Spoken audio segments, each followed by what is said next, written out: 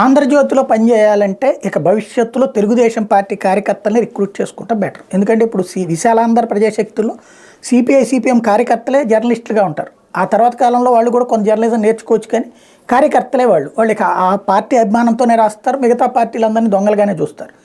సాక్షిలో వైసీపీ అభిమానమే ఉండాలి, జగన్ అభిమానమే ఉండాలి. న్యూట్రల్ అని చెప్పుకునేటువంటి ఈనాడు ఆంధ్రజ్యోతిలో చివరికి కార్యకర్తలను పెట్టేసుకోవడం బెటర్. ఎందుకంటే తాజాగా మరొక ఫోటోగ్రాఫర్ తన్నులు తినబోయాడు. నిన్న జగన్మోహన్ రెడ్డి కార్యక్రమం ఏదైతే కుప్పంలో జరుగుతుందో అక్కడ సాధారణంగా ఉచ్చబోసుకోవడానికైనా బయటికి పోరా, ఓ మీటింగ్ జరుగుతుంటే పూర్తిగా వినేటటువంటి వాళ్ళు చంద్రబాబు నాయుడు వచ్చినప్పుడు అందరూ బిగబొట్టుకుని ఏమైనా కూర్చుంటారా? కానీ చంద్రబాబు వస్తే జనాలు తండోపు వచ్చినట్టు, జగన్ వస్తే వెళ్ళిపోతున్నట్టు ప్రొజెక్ట్ చేసేటటువంటి ప్రయత్నంలో అక్కడ ఏ ఫోటోలు తీస్తుంటే కొట్టబోయారు. పారిపోయాడు అక్కడ ఫోటోగ్రాఫర్. ఏంటి అతనికి వచ్చే లాభం? అతను నెల జీతం తప్పించి అతను కొత్తగా వచ్చేదేం లేదు. తంతే ఆ తర్వాత వెళ్ళి రాధాకృష్ణ గారు పరామర్శ తప్పించి ఇంకో దిక్కేం ఉండదు. చివరికి కార్యకర్తలుగా తెలుగుదేశం కోసం పనిచేసే బ్రతుకుల్లో ఆంధ్రజ్యోతికి సంబంధించినటువంటి రిపోర్టర్లు, ఫోటోగ్రాఫర్లు, వాళ్ళ కెమెరామెన్లు బాధలు పడుతున్నారు.